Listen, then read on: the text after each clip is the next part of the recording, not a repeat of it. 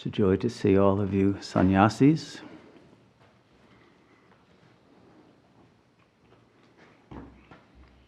Everyone here is a sannyasi. Some have renounced the lower chakras, some renounce the upper. Everyone renounces something.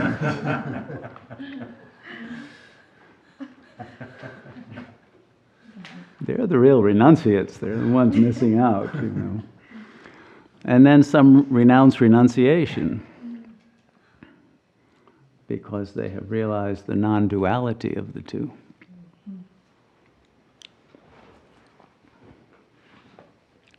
So, I made a few notes before coming that I thought I would share with you, and I'll have you make some comments on them that might be useful for the context of this evening.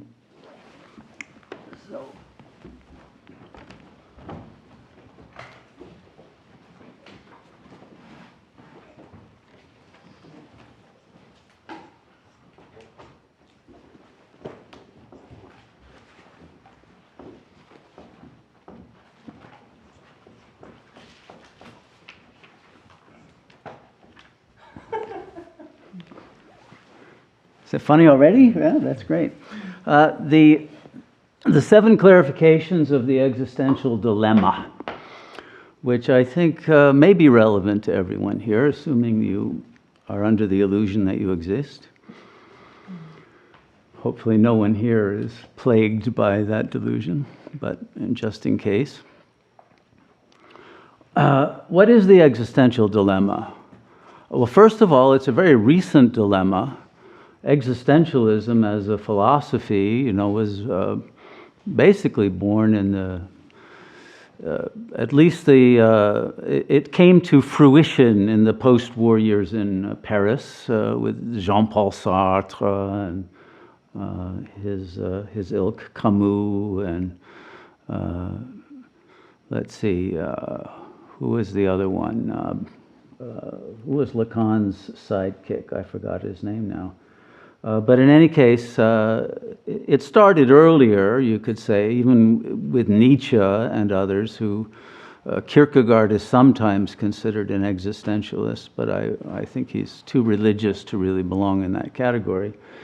But the point of existentialism in its Sartrean form is that existence precedes essence. In fact, existence replaces essence, truthfully, because the understanding of reality was that we find ourselves thrown into a situation without having any understanding of who we are or why we're here or what it's all about. And the question, the dilemma of the existentialist is, should I invent myself? Or should I discover myself? You see, the two are very different. Now, the existentialist believes that it's not really possible to discover yourself, your essence, because you are too busy dealing with your existence in which you're clueless about your essence. So what you have to do is to invent an identity and a purpose and a philosophy, if you will, which might not be existentialism, but you have to invent your paradigm, your frame of reference, or else, of course, you borrow that of the culture at large, but then you're not living authentically. You see, if you live with a borrowed perspective that you haven't fully internalized or authentically recognized as true, then you're living in bad faith. Right? So the existential dilemma is how does one become authentic? So I don't know that most people any longer since the 60s are really all that concerned with the problem, but it's still one that in some way forces itself upon everyone in the, let's say, the moments of a life crisis where one is really being tested, where one's life situation has become intolerable, and one recognizes that either one grows or one is somehow going to be taken out by the lower death drive or by a need to become more unconscious in order to escape the anguish of the existential lostness and incoherence and incapacity to create or discover an authentic identity and a path forward in one's life. Otherwise, one stagnates or falls into quicksand and enters into a worse situation in which the crisis is decided by not deciding, and then the karmic consequences of the indecision determine a much deeper level of the abyss than one had even recognized, which is the facing of the loss of existence before one had even discovered one's reality. So, okay, let's clarify this problem.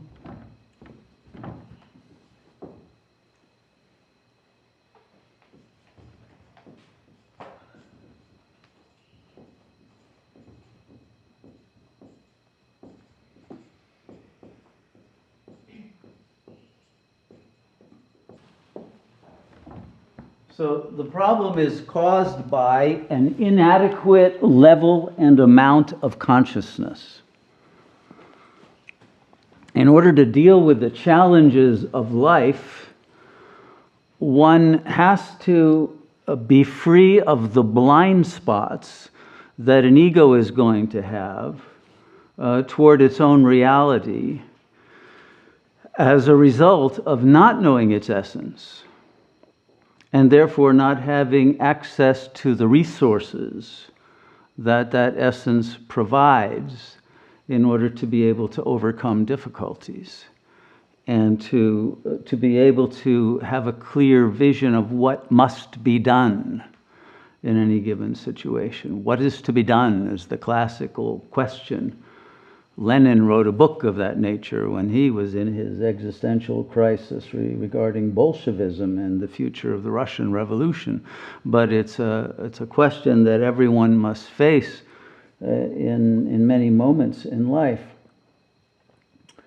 And the inadequacy of one's level of consciousness will result in an inability to meet the challenge of love, the challenge of organization, the challenge of perseverance, the challenge of living in truth, the challenge of having the willpower to face any internal, external resistances, and the power to overcome all fear.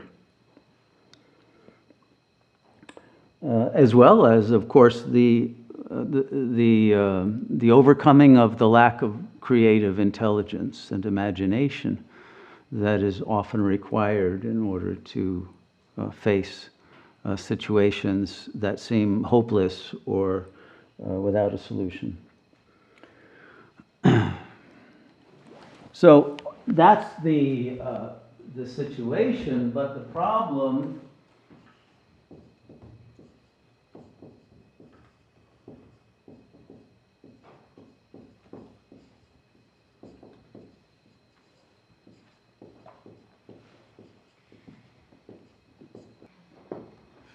is exacerbated because people at the ego level do not want more consciousness. Okay? Consciousness is a problem for the ego. That's why people remain in ignorance, avidya. That's why they remain with a repressed subconscious, the one that Freud was always so obsessed about.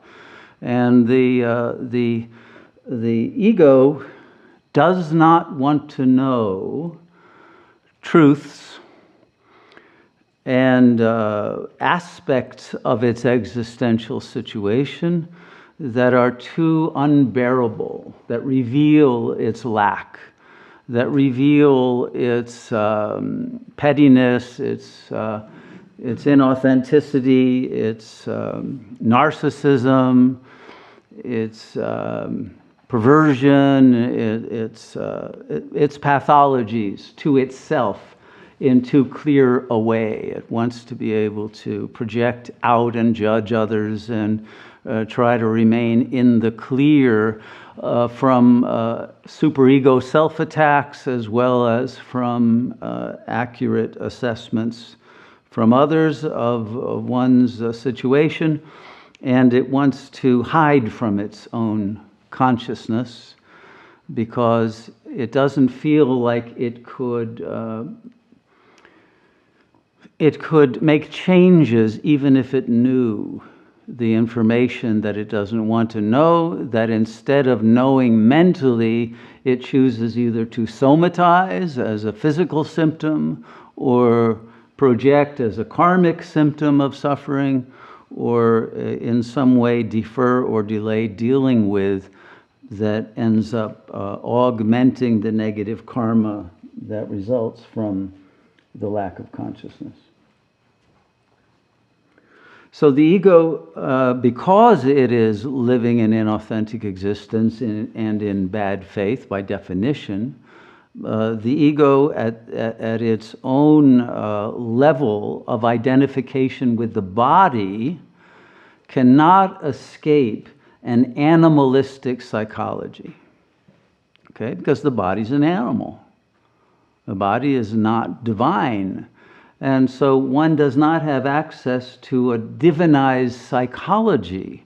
One has access only to the animalistic impulses and proddings and drives of the lower three chakras. It doesn't receive the input from the higher chakras. That's partly what's repressed and what's unavailable. It's in the super conscious level. It doesn't enter into consciousness.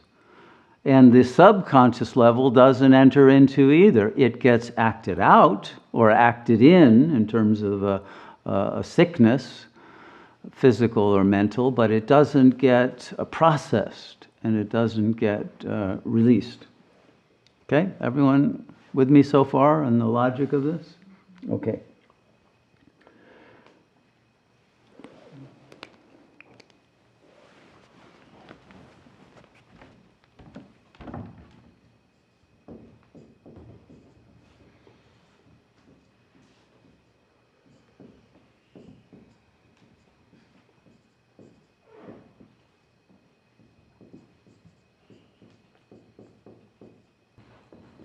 Okay, so instead of authentically transcending the ego, they seek a pseudo-spiritual solution to this imperative of inner development and growth.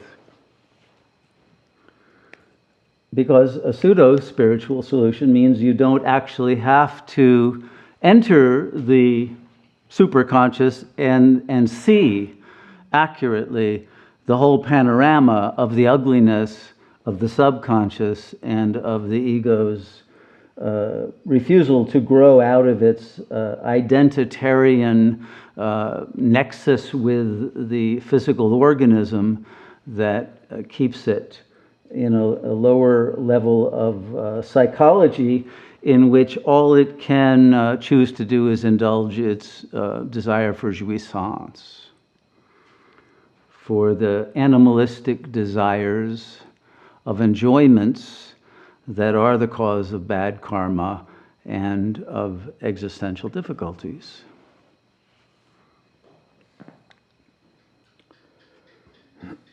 So the pseudo-spiritual approach has one benefit, which is that in an immediate sense it will relieve the ego's guilt for not growing by allowing itself to believe that it is on a path of growth, but on a path that's so gradual and so usually superficial and that doesn't deal with the real issues in the subconscious, perhaps like a neo-Advaita path in which one claims non-duality before it's been achieved, and voila, there's no need to do any work in order to actually get there in reality and overcome the dualities and the internal conflicts that are necessary for non-duality to be truly realized.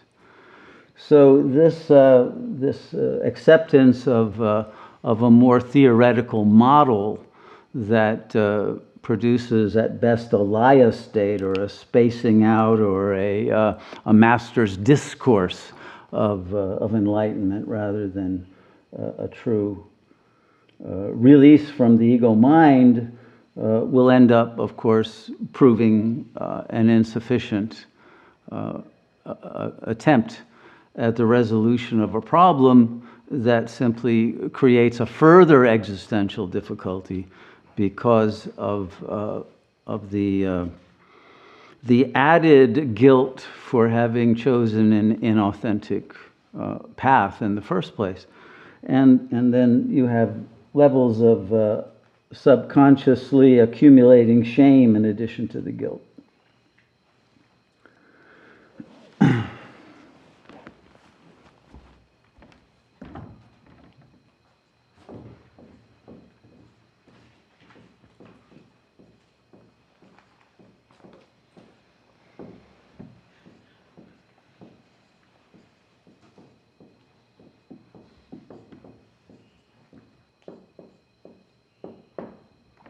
So at some point, the person who is on the path, whether because they're suffering enough that they're willing to open to this, or because their caliber of soul permits them the capacity to see the truth, they will recognize that consciousness, real consciousness, full consciousness, requires the sublimation of desire.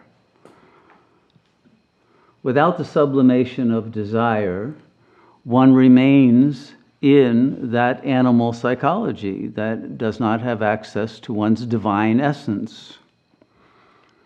And one, therefore, remains a victim of the animal identification that brings one into a dense frequency of the illusion of living in an inconsistent multiplicity of a world full of paranoia-inducing objects and also the mirage of objects of desire that always prove to have dangers that one did not want to recognize, and that leads to usually a kind of devastation in which one recognizes finally the weakness of one's ability to perceive reality as it is, because one feels that one could not stand alone in the real without having the crutch of dependency upon others, and therefore cannot afford to leave home in a psychological sense, and to abandon the crutches and the identifications of the child ego and the parental superego figures in the mind and their projections externally in order to discover who one is in the real and eternal bodiless sense that full consciousness alone can bring.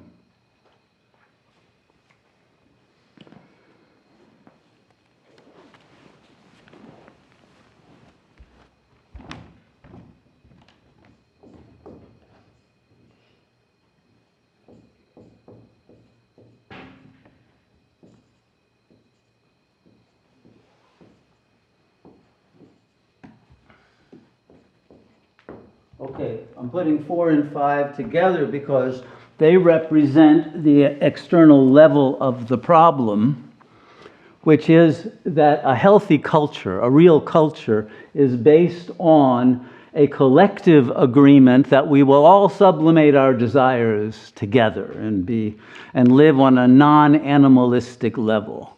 Because then there can be trust, there can be a true ethics, there can be a sense of justice, there can be an agreed upon criterion for fairness and rightness and good and appropriateness and dharma in the general sense of it. And this collective agreement, which used to be known as the social contract, if anybody read Rousseau or any of the philosophers of that period, of the early modern period, when there still was a social contract, there still was a basis in the common understanding of our essential nature as transcending the ego, that we are children of God, that we pertain to a higher order than the animal order, and that our obligation is to be stewards of this reality in the service of God, and to cherish nature, to cherish the divine feminine, to cherish the virtues of the divine masculine and the power of protection and guardianship, and the reverence for wisdom, for divine love and truth and harmony,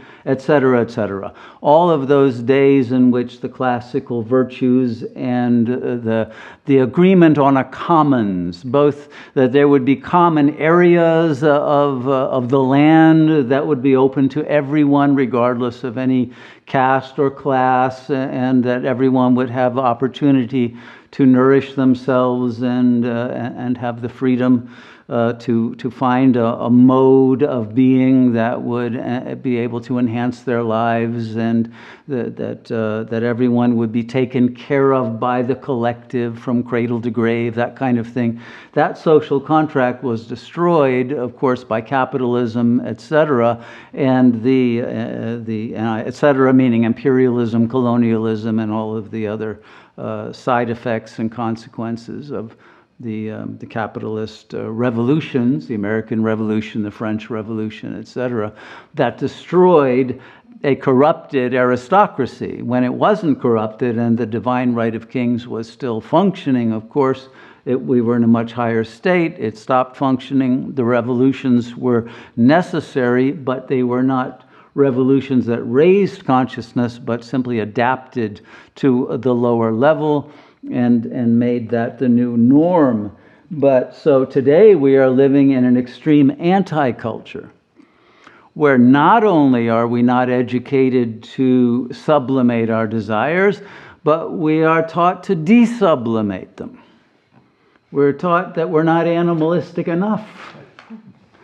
And therefore, it is very difficult to make a choice of a lifestyle of the sublimation and purification of desire, when all the messages you're getting out there is that you're missing out on the enjoyments of the lower chakras, and nice guys finish last kind of thing, and take advantage of life to have the most intense perverse enjoyments possible. And that's basically what you see going on among the political elites and the people who are determining the devolution of the social order. And therefore, we live in a situation that is completely upside down from anything that has a historical precedent. And we are forced to be outsiders and outcasts because of our desire to live a virtuous life, and a life that actually makes sense at a higher level, and that can bring back truth, love, power, the light of wisdom and harmony, etc., into the world. So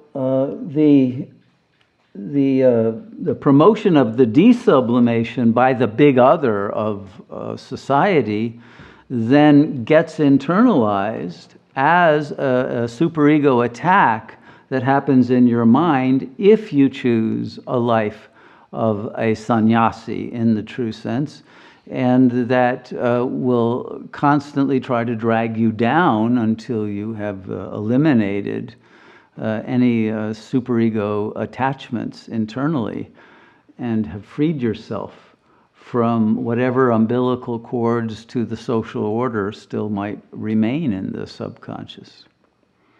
And you have completely given yourself to the highest level of consciousness, which is the total sublimation of desire until there is no desire left but the desire for union with God. And that brings non-duality in the true sense. So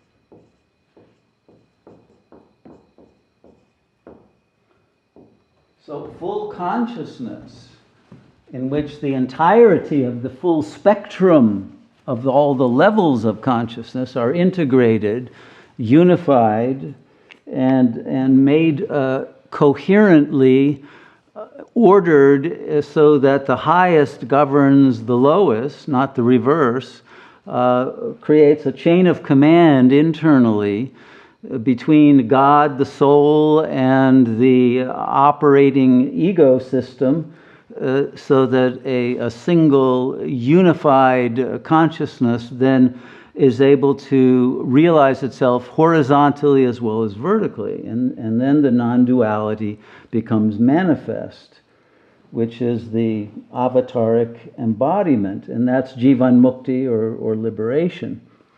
It's very important that one recognize that liberation does not mean denial of subconscious desires, nor suppression of them or repression of them, nor is it the obsession with religious behavior, such as prayers or counting rosary beads or reciting mantras, or even meditating, okay? It's not about that. It has nothing to do with the behavioral level of your life. It has to do with the fact that you are transcended from the egoic identity with the behavior of the organism, and that power of true presence is now the motivating intelligence that is operating the organism.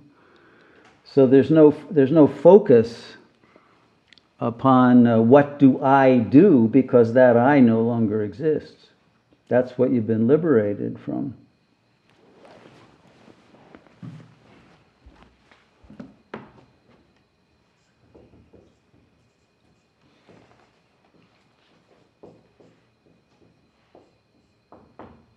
So number 7 is the recognition of the fact that now, in this historical moment, our real essential nature is reasserting itself.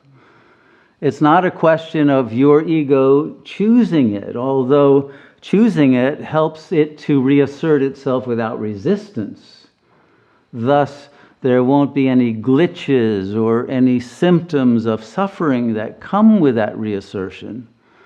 But the reassertion by the self of its rights to eliminate the suffering in the world through its reappearance and revelation of its true nature is happening.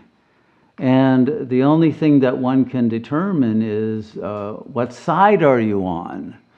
Are you completely surrendered to this force that is happening and that is guiding your life toward opportunities that would otherwise not appear, but also of existential crises that force one to make a decision?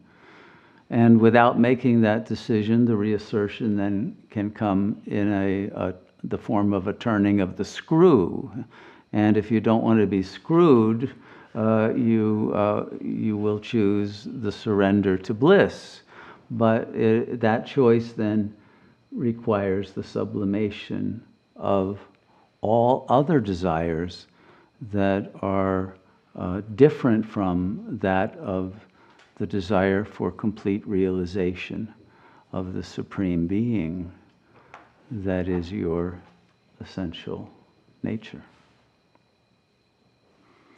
Okay, so that's the existential situation we find ourselves in, and it is revealing itself in, I think, a very rapid pace, including all of the implications thereof that are now enacting themselves in a way that is writ large on a planetary scope, in terms of the collapse of the current order that is not adequate to the challenges, that cannot sustain itself, that is falling, and thus it doesn't need to be opposed in any horizontal conflictive sense.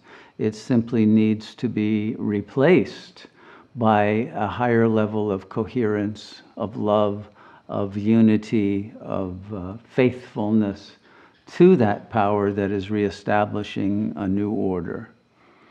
And that to me is the function and the honor of all of those who are awakened to this historic reality of the moment.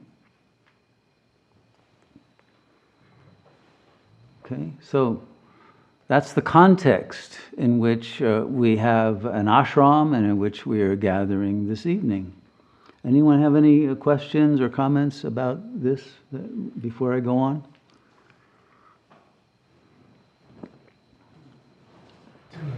The last one you just done. You're saying that's particularly now that there's a reassertion going on. Correct. Out of necessity, let's say. Out of God's choice. Right.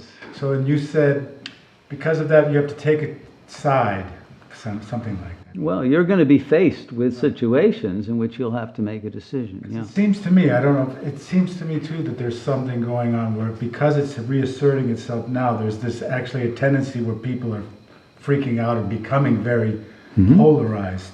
Correct. Amongst each other, like civil war kind of internally or externally. No, I don't think so. That's not the cause of it. The cause of the Civil War situation is the schismatic nature of the ego, that because it's in an animal state of consciousness is completely territorial, and when it sees itself losing its territory and its power, like the U.S. is losing to Russia and China now, it becomes more aggressive. Its first reaction is always aggression. And so that's what we're seeing on the part of those who are not making that change, all right? They will end up destroying themselves, and then the higher power will come in and restore order. But it's not a question of the horizontal conflict causing that. I mean the vertical conflict. The vertical conflict between ego and self results in a kind of anguish of a Hamlet complex in which one cannot make the decision to be or not to be in the authentic sense, and this will create its own kind of a hell realm until one chooses to sublimate and completely swaha all of the ego attachments and give oneself to God consciousness. Okay. Do you think that, I'm looking at the second one here, and do you think that people are always seeking a pseudo-spiritual solution? Because it may be that they, I don't know, choose to like move to another country or... Yeah, but even that is a kind of a pseudo-spiritual solution. If you ask people why they're doing it, there's a better culture there, there's more opportunities for growth. There's usually that kind of a thing. And sometimes that may not be, inauthentic. But the question is it a choice only of the horizontal versus the vertical? So no matter where you are living, there's still the question of what are you doing with your life, what is your goal, and that isn't determined by where you are. Right. So the question is, though, are you going to go for some new age, crystal collection, or learn something that has to do simply with body work, or a level of attempt at healing that only deals with the ego level of conflict and not the conflict between ego and self, or even of ego and soul? Or are you going to deal with the conflict at the root and become an authentic being? So sooner or later, one discovers that these other approaches don't work.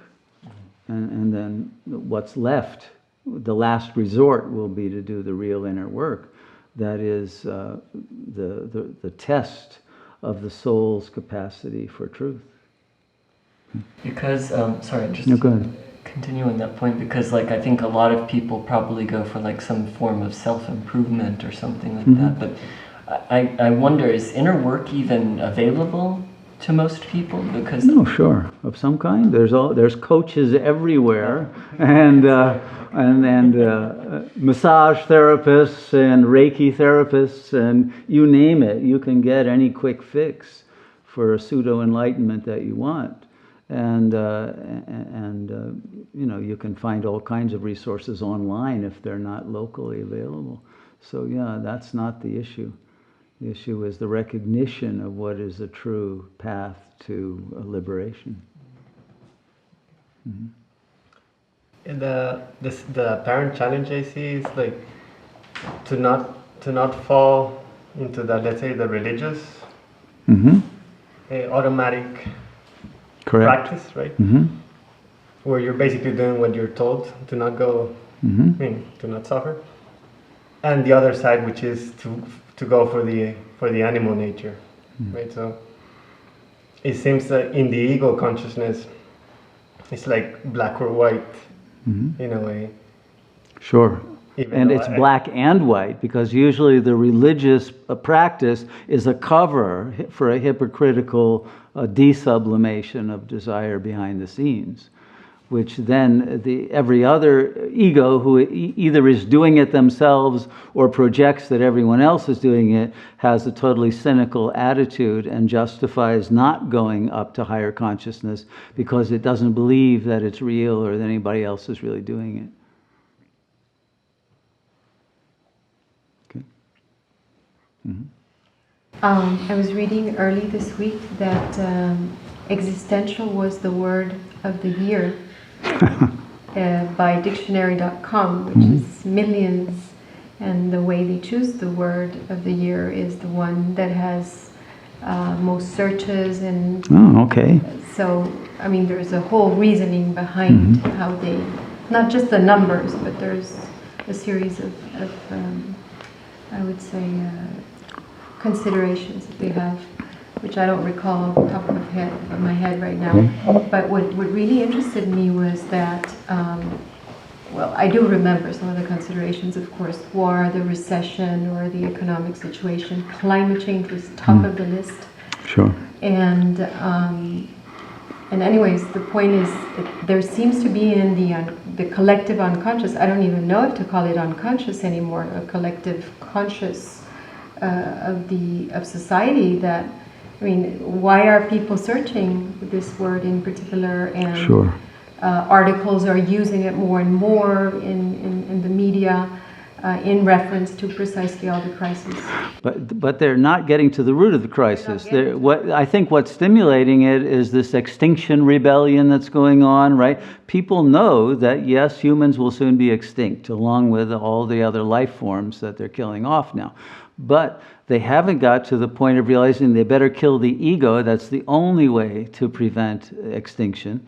And they're continuing and becoming even more egoistic in the demand for a social revolt of a more or less violent nature, as was pointed out by Daniel here. It's those kinds of conflicts which are not going to enhance our existence. But yes, indeed, I think people have recognized that some of them have come out of denial. You still see others saying, oh, there's no real climate issue and there's no issue of various other sorts, and they deny how close we are to nuclear war and all of that, or financial collapse. But more and more people are realizing we're on the brink of the precipice. Yeah. The second runner-up was non-binary. Non-binary, well, yes. But obviously referring to the sexual, let's say, inclinations or tendencies. Sure, but you know, they are just as binary. In fact, they're more binary today. It's just that people want to be able to choose which side of the binary they're on, as if gender is just a construct and has nothing to do with anatomy. But then the question really is, and it is an existential question, if somebody who is anatomically male decides that he is now female and acts that part, is he really a female? Is he really entitled to be a she? Is female subjectivity really accessible to someone in a male body? And I frankly believe that men, and I'm talking about males now, anatomic males, cannot understand women, okay? And I mean anatomic females. They have different psychologies. How many men agree with that? You do not understand women, right? I mean, you're not honest if you...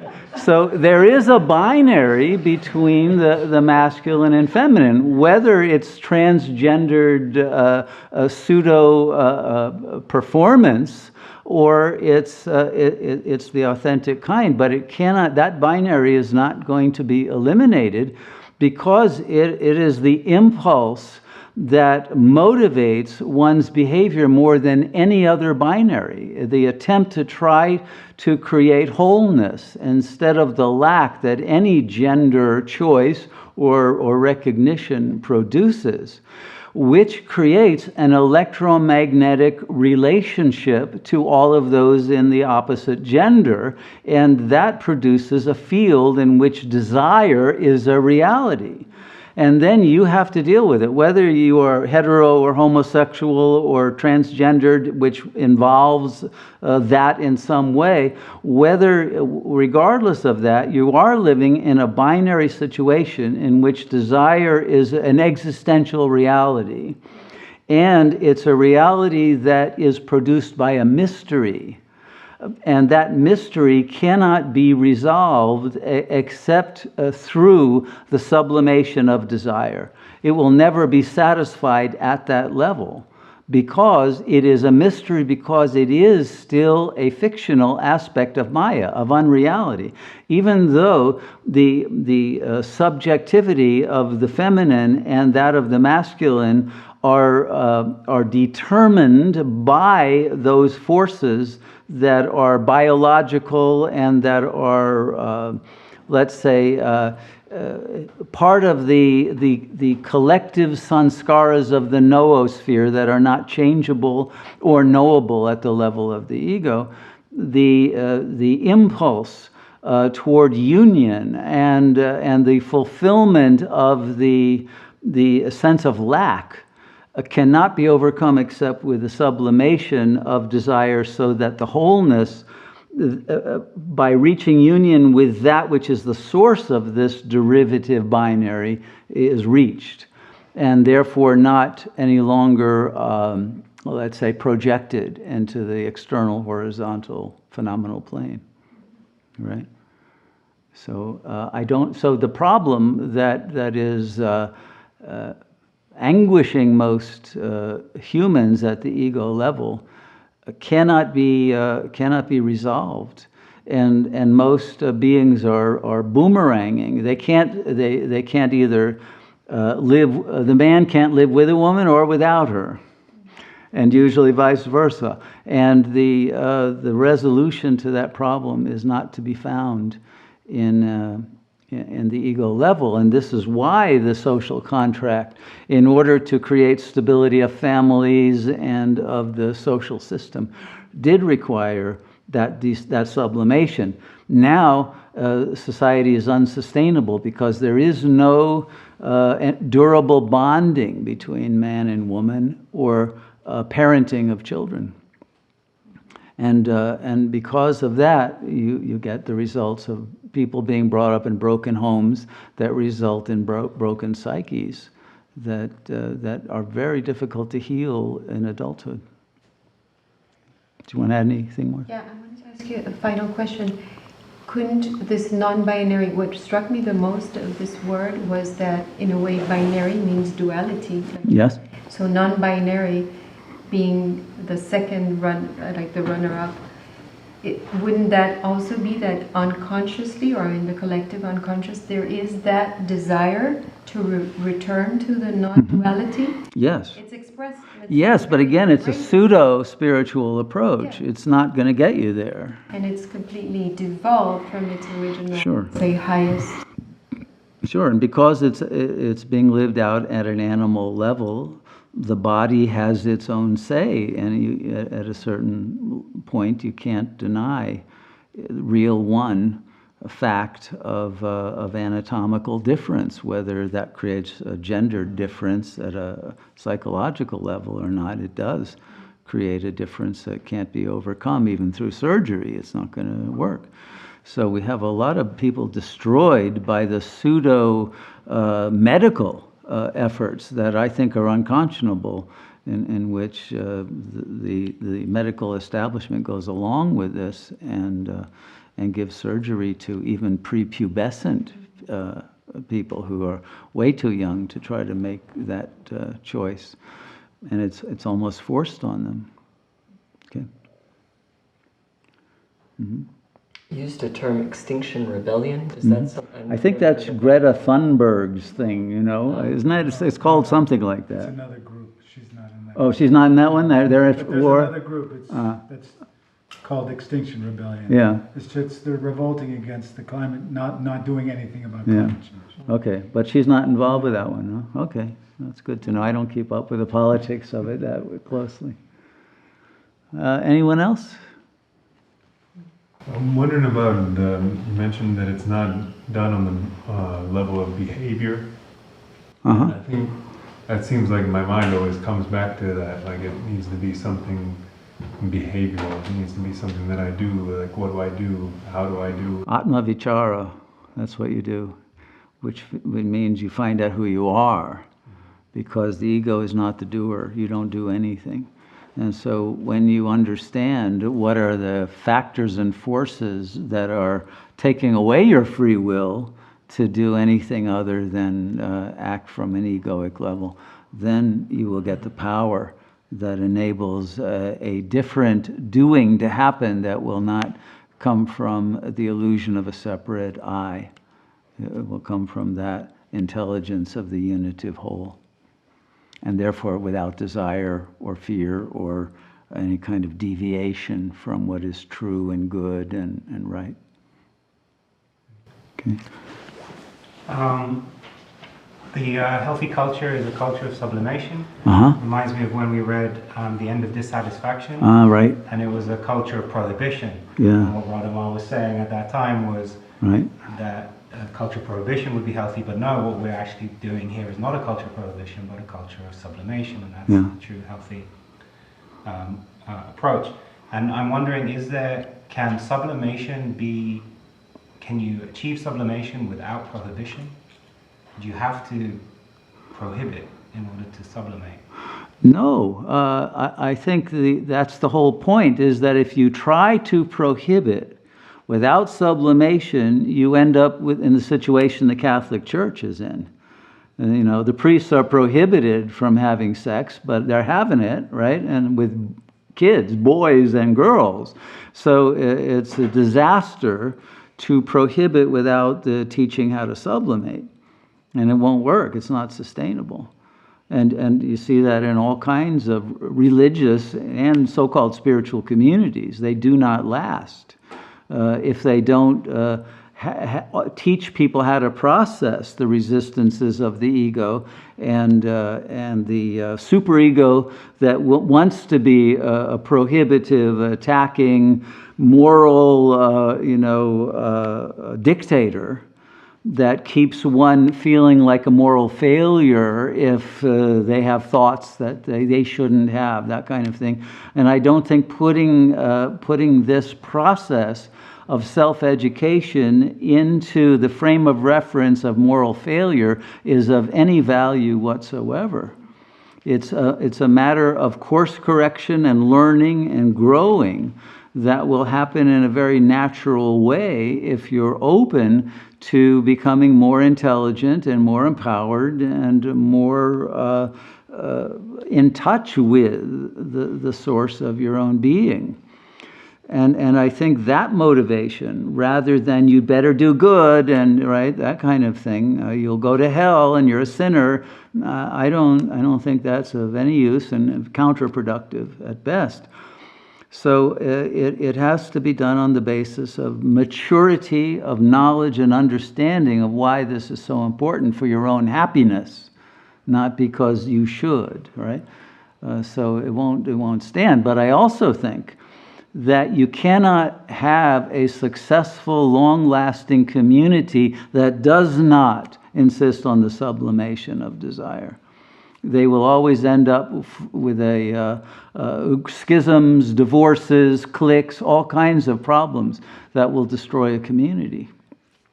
So somehow you have to create a community in which, so long as there is ego present, and that has to be faced, you can allow the relationality of love to be sanctified, as we do here with brahmachari marriages. You make it sacred, and you make the attainment of an enduring love relationship that is a sublimated form of desire become so beautiful and so peaceful that one would not want to go back into a life in which you would soon feel dependency, fall into infantile ways of relating. There would be anger when you didn't get the sex you wanted. There would be, right? Well, you know all of the consequences and sequelae of desublimation. And I think because of that, we have a group that is mature enough and adult enough to be able to engage in that relationship, and through mutual sublimation is able to reach a point of internal solitude in the context of a brahmachari relation. But if you don't permit that, then I think for some at least, not for everyone, but for some, the capacity to sustain the drive for reaching full consciousness without having the support of someone who is an object of love to accompany one on this journey of guardianship of the internal solitude of each other's true nature. And therefore I think it's a kind of compromise formation that enables those who are in that modality, or they have that karmic let's say trajectory that needs to be completed that way, to be able to do it in a healthy sublimatory mode and not to fall into desublimation. But I don't think that's even possible in most communities that don't do the processing and have the context and the understanding of the nuances of the resistance of the ego to be able to have the ammunition to win the battle. But in other communities that I'm aware of,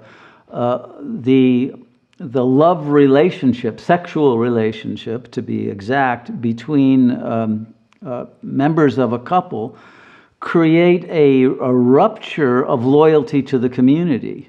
When you get two people bonding together, they want to separate from the world and have their own private world. And then to hell with the community. You see, the whole development of erotic love that came in the 12th century with the troubadours and Tristan and Isolde and all of those mythical developments, along with the shift in the social order, created a rupture because love superseded law, right? Love doesn't give a damn. Like with Tristan and Isolde, Tristan said, I don't care if they kill me for it, and I don't even care if I go to hell forever and for it, I'm going to do it, right? And so that kind of irresistible impulse that chakra 2 presents to the ego creates an almost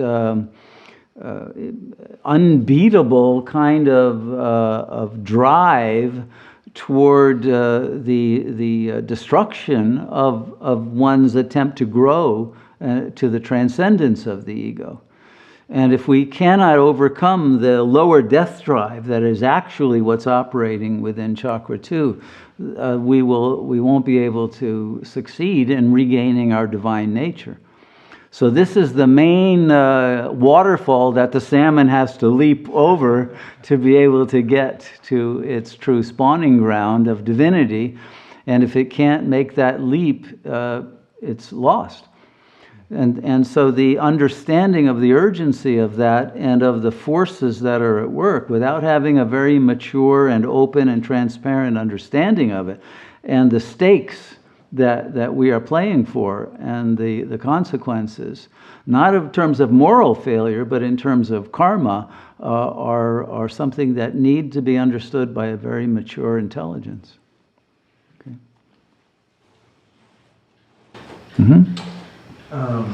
Just going off of your answer to Hanuman's question about how it's not a behavioral shift, it's a acknowledgement that your behavior is from the ego. So I hear that as kind of the idea of the non-doer or the witness. How do you balance that with some of these choices that you're talking about that we need to make, these choices to renunciate, or these choices of which death drive we're going to go to? How do you kind of make these choices while also acknowledging that you're not the doer? Well, at the level of the ego, you do have the free will to make certain choices. And those choices are either to cut the umbilical cords that keep you from having an authentic existence in which the real power of consciousness is able to operate your organism, or the remaining in a state of dependency and of a false consciousness. We do have the free will to make that choice, and it requires a cut with all of our comfort zones of egoic living in a more superficial way, getting the approval of others who are doing the same. So it's a kind of a collusion of egos. Once you recognize that that's going on, you do have the power to then surrender to that force that can overcome the inertia and rigidity of the ego, and be able to make those choices. Therefore, the only thing you can do is to ask the question of who am I, and discover the consciousness that is undefined by ego, by name, by form, by any of the contents of consciousness. And that because it has not been subsumed into the known, it remains the unknown, and it remains the only force that is truly not subject to law. It is a power of presence that can overcome the laws of the society, the laws of the family system, the laws of the social system, even of the laws of nature at the highest level. And that power then will give one sovereignty over the mind. So the real doer is that sovereign power. And because you really are that at heart, when you're clear of the false identity and the leashes that other people have on you, you have access to it. And your aspiration to surrender will bring the Shakti, or the power, that gives you the will to keep going toward more and more sublimation.